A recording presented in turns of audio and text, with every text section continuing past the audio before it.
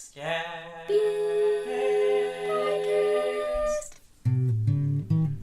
In an ancient hotel in room 142 lay two full-hearted fools with nothing to do. They sit and they ponder about movies they've seen while trapped in their room and stare at their TV screen. Sometimes they play songs on the instruments they've amassed. The Pinj and the Maggie on the Scabby Hayze Podcast. Welcome to the Scabby Hayze Podcast. This is your co-host, Maggie. And this is your other co-host, Pinj. And today we watched Duel from 1971, directed by Steven Spielberg. And starring a man you will never see in any other movie. Yeah, pretty sure he wasn't in anything else. Not after that, anyway. Alright, so a short plot summary of the whole entire film. Oh, wait, hold up. No, don't interrupt me. So, plot summary. In this film, we see Lightning McQueen get chased by Mater. That's pretty much the whole film. Is that your joke? Oh, come on. That's what happens. Alright, so a short plot summary. The movie starts out with a man driving his car to some appointment he has with his work, I'm assuming. He starts getting followed by this driver. And it starts out, he's just like, oh, well, this guy's following me, we're going the same direction. But then he passes the truck to get around all his smoke and stuff like that. And the truck just keeps running him off the road and slowing down in front of him and keeps passing him. It slowly but surely progresses into the truck driver trying to kill the man in the car. That's pretty much it. It's a car being chased by a giant truck. Now, Maggie and I just watched this film seconds ago, as we seem to do in most of these. Thoughts? I thought it was really boring. Really? Yep. Why do you hate every movie? I don't hate every movie. I have You lots hate of just every movies movie. that I like, but did you like it? I did. I like this film. You did? I did. Yeah. I was so bored. Really? It took forever. It was so predictable for me. Because as soon as, in the beginning of the film, he doesn't know who the truck driver is, and he pulls into this restaurant, and then he starts looking at all the possible suspects, because the truck pulls into the restaurant too. So there's all these possible drivers. I knew as soon as he tried to figure out which one it is, he would never know. At the end of the film, we would never know who it was. So I was like, oh, okay, well, the truck driver's gonna die, and we'll never know who he was. And that's exactly what happened. If it's not as thrilling or entertaining if you already know what's gonna happen. And I was right. Now, if it had kind of blown my mind a little bit, if the truck driver hadn't died or we found out who he actually was, then maybe it would have changed my mind a little bit and I would have been kind of amazed because I would have been like, oh, they got one over on me, but they didn't. I disagree. They played right into what I thought was going to happen. Yeah, but I like the fact that they keep it anonymous. Like, we have no idea reason why, who, like any of that. We don't know. It's just this mad truck trying to kill this guy. There's too many movies like that, though. Like what? Like... Exactly. Like every single episode of The Twilight Zone. Yes. How? So... I don't know. Maybe this was like a trendsetter, a movie that started the trend of that suspense where like somebody's trying to kill somebody else, but we never find out who the killer is, and that never happens. He never ends up killing the suspect. We find that disgusting. We always find that in like a bunch of movies. Like that's always the last part. Like, oh, this is who it is. But in this film, we don't have to know. I don't know. I like that. I guessed what was gonna happen. Yeah, you can kind of see it. But I still enjoy the film. It's thrilling. Were you full of suspense? Through, I would say, near the middle of the film, yes.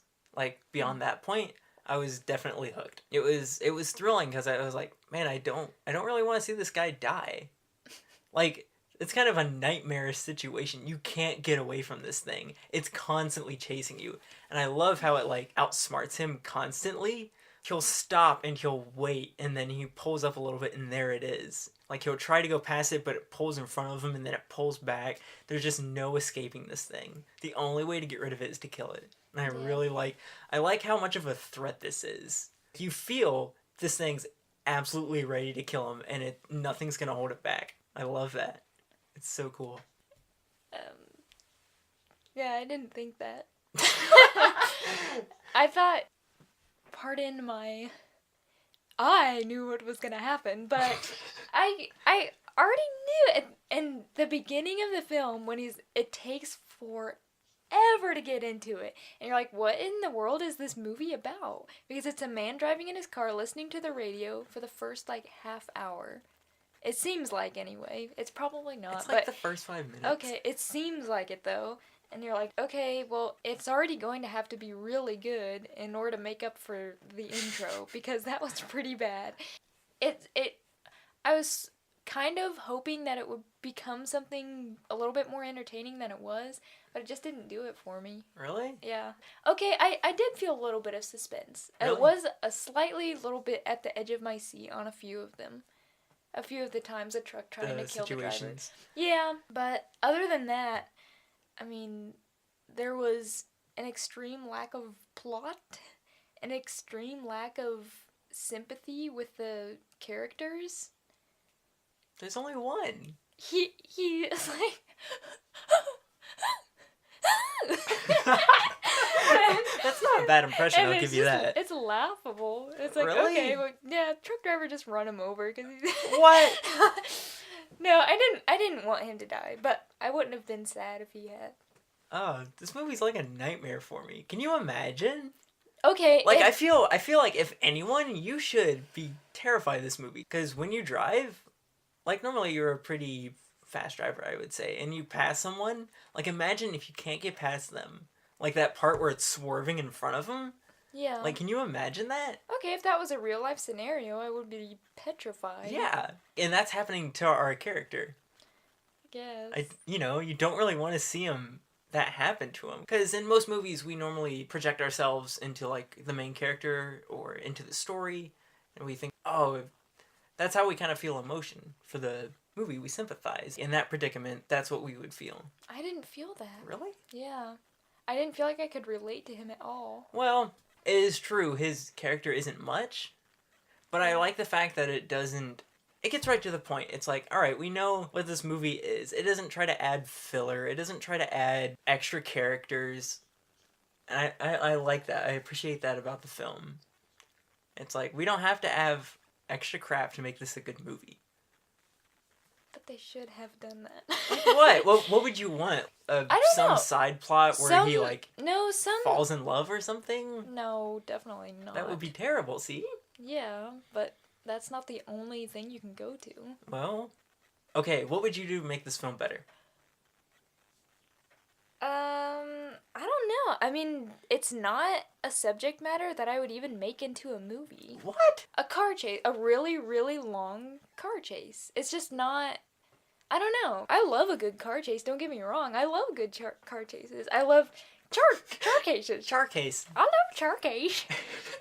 I love the car chases in Mission Impossible. I loved the ones in all of the Avengers movies. I love almost any movie with a car chase in it. I like. But if that was extended... Bourne Identity has a good one. Oh, yeah. A really good one. The Bourne movies have great car chases. Yeah. And they're so suspenseful. But part of the suspense comes with it being a short part of the film. And only a part of the film. So it holds your breath for a minute, but then you're like, oh, okay, it's over, and you can breathe. But when it's a whole movie and it's extended for that long amount of time, and it's the whole movie is a car chase, eventually at some point in the film, you're not going to be holding your breath the whole entire time. Eventually you assume the driver's going to come out okay, and the film's going to end anyway, so I might as well just not hold my breath anymore. I might as well not even feel the suspense, because it's going to be the whole entire film. So why wouldn't you? Not halfway through the movie, even earlier than that, I was like, okay. Why wouldn't you, though? Because it was the whole entire movie. Exactly why you would. That way you can enjoy it and not say, okay, if I were to watch, the Avengers, and starting out, I'd be like, oh, the Avengers are gonna live, and, No, that's not Then what would be the point? Of like, oh, I don't care about this. Just because I decided to figure it out. And then because I figured it out, therefore I don't have to care? That's not what I was saying. What were you saying? That's what it sounded like. It's like they took a part of the Avengers. I don't know why I'm using the Avengers, but... That's because I used it. Yeah, okay. It's like taking the scene where Loki escapes from S.H.I.E.L.D. and... Spoilers for Avengers. It's not that big of a spoiler. I guess not. Anyway, it's like when Loki escapes in the Jeep out of S.H.I.E.L.D., it's like if they took that first part of the movie and ended it with the end of that car chase. Avengers has so much other stuff going on that it keeps your interest, and you don't even have to... I don't know. Okay, but this movie... There are other parts of it that are suspenseful, but if you just focus on one of those things, eventually it's not going to be suspenseful anymore. I can kind of see where you're coming from, but I think this film does it in a way where it's not a full car chase. Like, there's moments where he stops, or when he's, like, resting, or something like that. The movie is a car chase, but it doesn't act like a car chase. In the sense of, like, it's full nonstop action, because it's not. There are moments when, like, he stops at the restaurant, or he pulls over. It lets you have those moments of calming down, like a full-blown movie would, between the action parts. Yeah.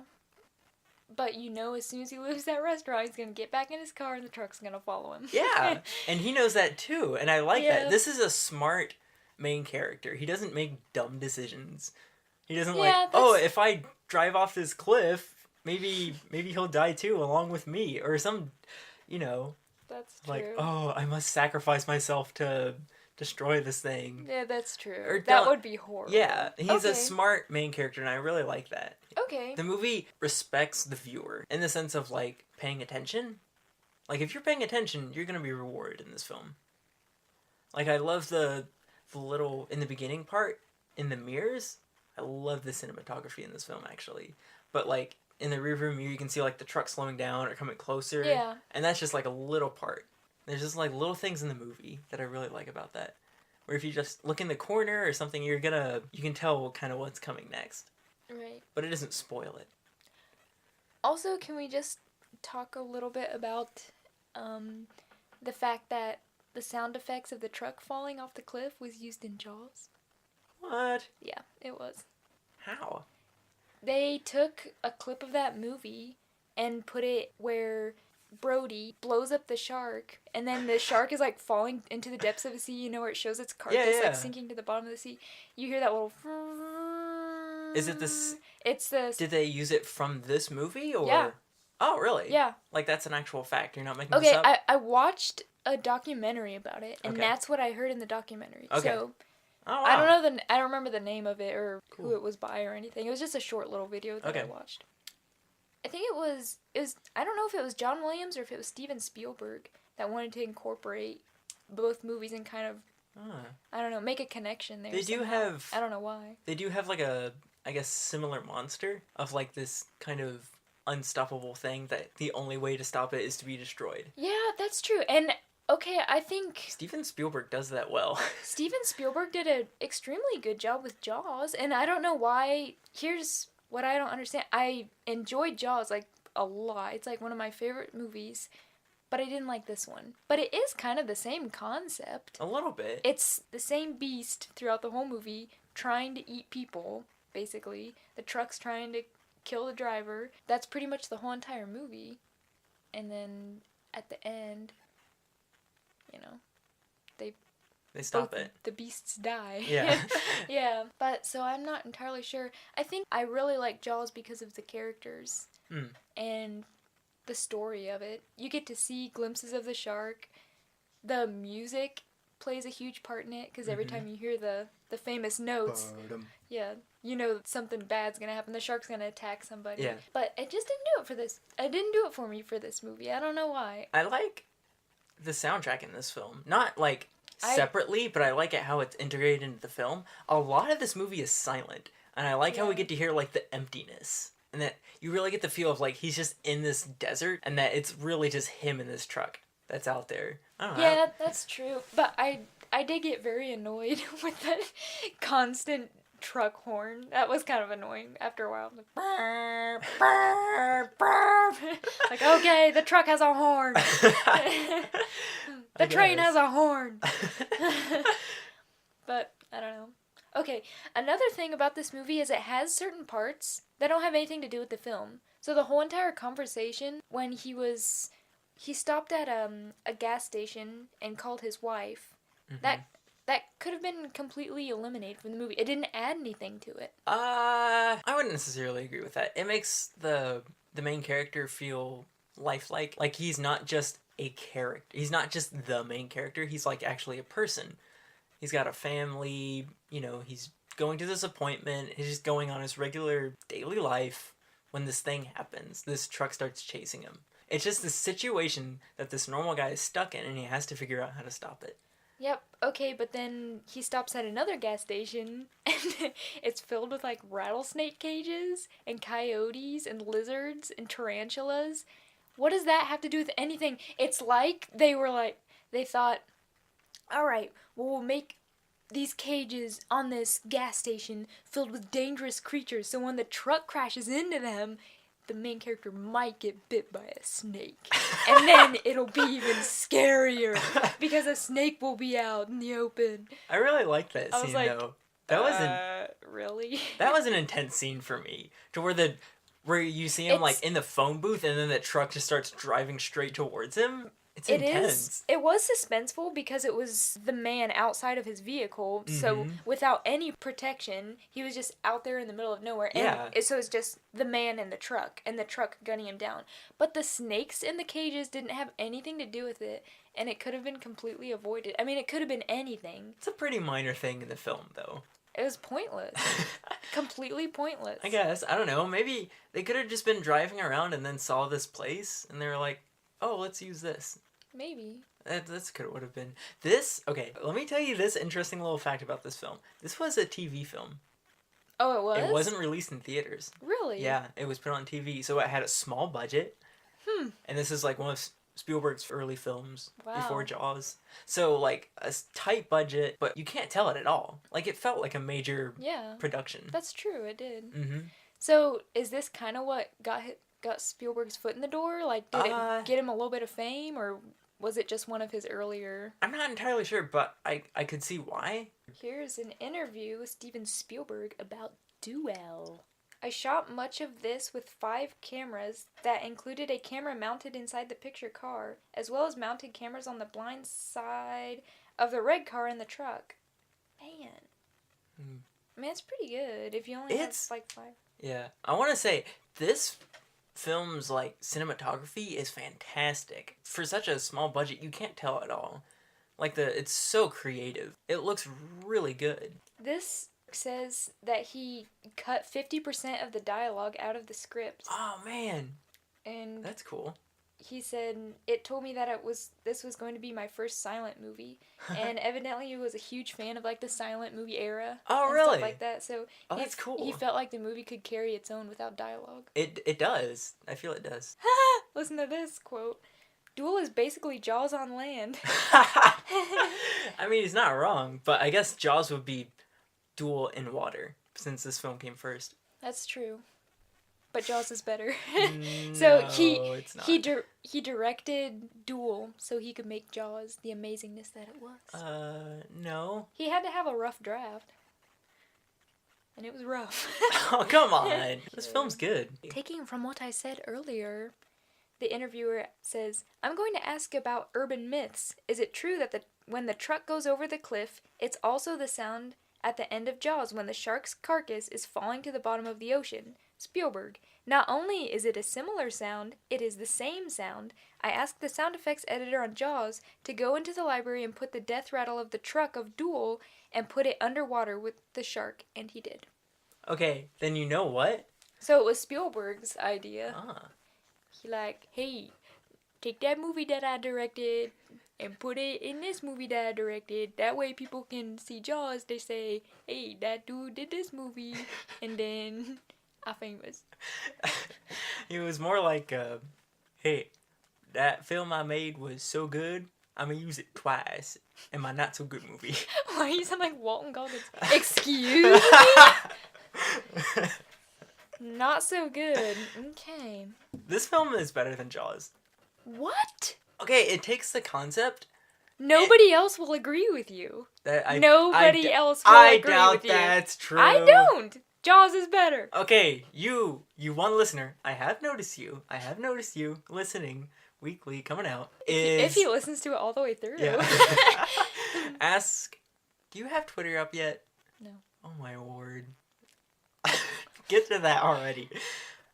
Ask us, Gmail us, email us, contact us some way. Let us know. Comment on our pictures of it on Instagram. There you go. Yeah. Let us know which one's better, Jaws or Duel.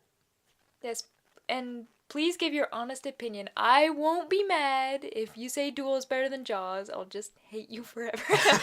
Do not hate our one good listener. Just Come kidding. on. I won't. They're a good person. I'll still love you. Okay. But I won't. I'll respect your opinion.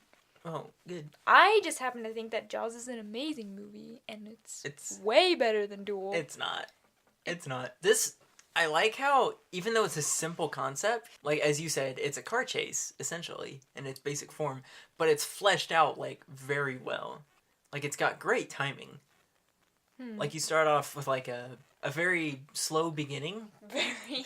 The beginning, though, I like it, too. I like how it takes its time, and it tells a small story of its own. If you notice, he starts out in the city, and he's driving along, he's listening to the radio, going on his daily routine, and then eventually we get to the desert, and it's a great transition. Okay, you know what reminded me of the beginning of Close Encounters.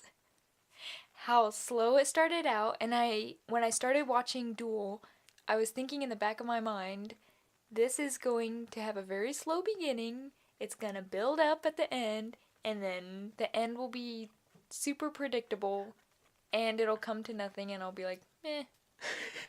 But, however, I will say that Duel's way better than Close Encounters of the Third Kind. Yes, because that's very a much terrible so. movie. Because that starts out very slow, it builds up to absolutely nothing, the end makes no sense, and there's no satisfaction in knowing that there's little tiny short big-headed aliens waving at people when giant sounds are being made for the last hour of the movie.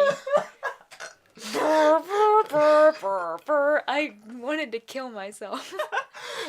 Okay, but... Okay. Really slow beginning, and then it built up in the middle of the movie, you're thinking, this might go somewhere cool. And then at the end, you want to kill yourself.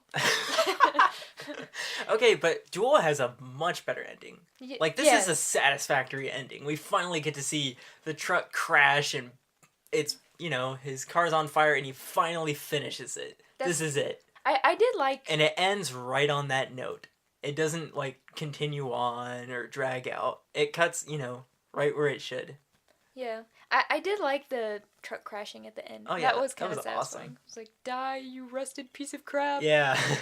But other than that, I mean, it was, I don't know. It wasn't as bad as Close Encounters, but it just didn't even compare to Jaws. And in my mind, it was a meh movie, and it was pretty boring, and I probably will never watch it again. But I don't see it as boring. I don't. It's too predictable. I guess it is predictable, but still, you don't want to see that happen to this guy. You can tell he hates it. But in the back of my mind, I kind of wanted to know who the driver was. Oh, really? Yeah. Okay, now, what I was expecting... I don't like open-ended stories like that. Well, maybe this could have happened. Except Inception is my only exception. Because it's like a twist. Yeah, because it's a twist. Yeah. And it's like a semi-twist. It's a twist in your mind. Right. Which is awesome. It's mind-blowing. And either way you look at it, whatever the outcome could be, it's still going to be awesome. Yeah. I was saying my, a hypothesis of, maybe there was no driver in the truck and that the truck was just kind of controlling itself. I thought maybe that was going to happen. It didn't. But that's fine. There's always an arm and some cowboy boots. Yeah. Sticking out somewhere. Yeah. But I kind of like how the film just leaves it at, there's just kind of this psychotic person that's trying to murder him. Alright, see, this is why I really liked Rogue One. All the characters died at the end. And it was a closed story. There were no open ends. There were no... Stop that. Settle down. Settle down, Dresser. Settle down, Dresser. Settle down. Dresser. Settle down. Anyway, yeah. No loose ends. No stray hairs. Just, they all died. But, I mean, not every movie can end like that. I understand, but... Yeah. Why would you leave a big mystery out there for no reason? Who is the truck driver? Who was it? I must know!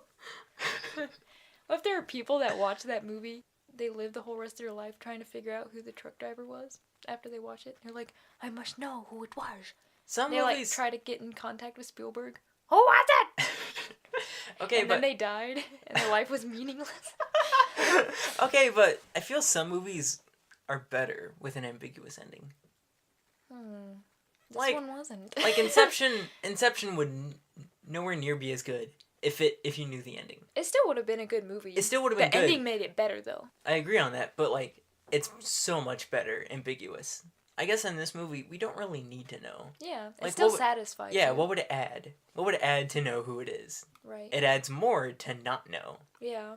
Because it leaves like an air of mystery. Right, and that's what the whole movie is about. Because it doesn't... Pretty much. Yeah, it doesn't feel like there's a person driving the truck. It feels like just this monstrous truck. Yeah, no, because it gives little clues.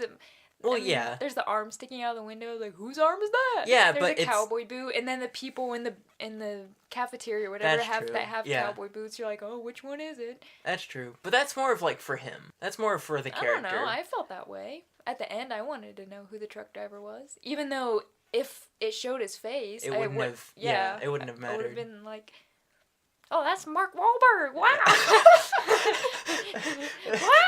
wow!" He went down there, oh, oh. And then Mark Wahlberg crawls out of the truck. What? No.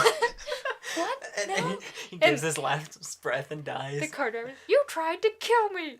What? No. Then he just died. That would be awesome. Yeah, that probably would have been a better ending than what it was. Nah, it wouldn't have. That would have been retarded. Anyway. Yeah. Well, okay, what do you think of the cinematography? Because I really liked it. I thought the cinematography was good. The cinematography? The cinnamon photography. I'm thinking about cinnamon rolls right now. Yeah, no, the cinematography was good. It was. Can I say cinematography? I don't think you can. Cinematography. I thought the cinematography was very good. You're still saying cinematography. No! Cinematography. Yes. The cinematography was great. Mm-hmm. I love how But it wasn't, well, I don't know. Because it is in New Mexico, I think. Is it in New Mexico? I don't know. It might be. Okay, this might have something to do with it. Why did the truck have license plates from all kinds of different states? I don't know. And they might have done that on purpose just so you don't know. Or just to make it even weirder. But it's a weird looking truck. Did they used to do that though? Like back in the day, did truck drivers have license plates from different states? I have no idea. If they were traveling in those states? I have no idea. It's something we'd have to look up. That would make sense. That's what I kind of assumed, but I don't know if they did used to do that. Yeah, because nowadays... way back in the 70s. Way back in the 70s. Yeah. I like this film. I thought it was good. Yeah. I enjoyed it a lot. I'm a lazy movie watcher. I need all of that. Well, come on. Your favorite movie's Inception. You're not that lazy. That's true. Yeah. That movie has to make you think. You have to think about that. Yeah. That's true. You're not that lazy, but sometimes you can be. I can be. It all depends on your mood. Yeah. Would you recommend this movie to anybody? I would. I would recommend this movie to people who like film. People who like thrillers? Yes. I would recommend it to a thrill seeker, somebody who enjoys watching film and kind of appreciates it. I would say this is a movie for them. Okay, here's why I would not recommend it. Okay. Because I don't want other people to think my movie standards are lower than I would like them to be. Well, here's what I experienced. I experienced boredom in the movie. And I would assume that if I recommended it to somebody else, they would be like, wow, why did she recommend this movie to me? It's so boring. I'm so bored. You're a boring person. I think you're boring. Now, not that I care too much what people think of me, but I wouldn't recommend it because I wouldn't want somebody else to be bored. So you wouldn't recommend it to like an average person who doesn't... If most of the people I know, most of the people who appreciate movies that I know, like movies that are very action-packed, that are very fast-paced, that have things, you know, keep on happening. So the movie goes right along, keeps on rolling and rolling, and I don't think that they would enjoy this movie if they want that constant action and movement, animation. I would question that, because I feel like your average Joe Schmo, if they were like, I'll watch a film, then they would want like an action-packed film, something to really entertain them, and maybe not so much to make them think. But a person I feel like who does appreciate film doesn't care whether it's action-packed, so long as it's like, what's the word? Investing? If they can appreciate the film, sometimes it doesn't matter if it's action-packed or not. Yeah. It all depends on... I wouldn't recommend it to somebody I don't know very well. I would have to know the person extremely well. If I had watched this movie on my own, I would be surprised if I watched it all the way through. But I would not have recommended it to you, because I would have assumed that you would think it's boring. I like how you and I now both like a version of the same story. What do you mean? You like Jaws, I like Duel. Yeah, that's true. It's so weird. Any other last thoughts you have on this film? Final thoughts are, I don't regret watching it. I'm kind of glad that I watched it. Okay. Because it was Me one too. of Spielberg's earlier films, and because he's such a well-known director, it's kind of interesting to see the movie that he directed before Jaws. Because I saw so many similarities, but things that weren't as good as I thought were in Jaws, but still, you see like, oh, that's where he got the idea for that, and oh, that scene was shot kind of the same way that Jaws was, so it was interesting in that aspect. However, I thought it left a lot to be desired in many departments, but mostly being plot. Ambiguity. You need more of that in the earlier parts of the film. I think that's what you want. Yeah.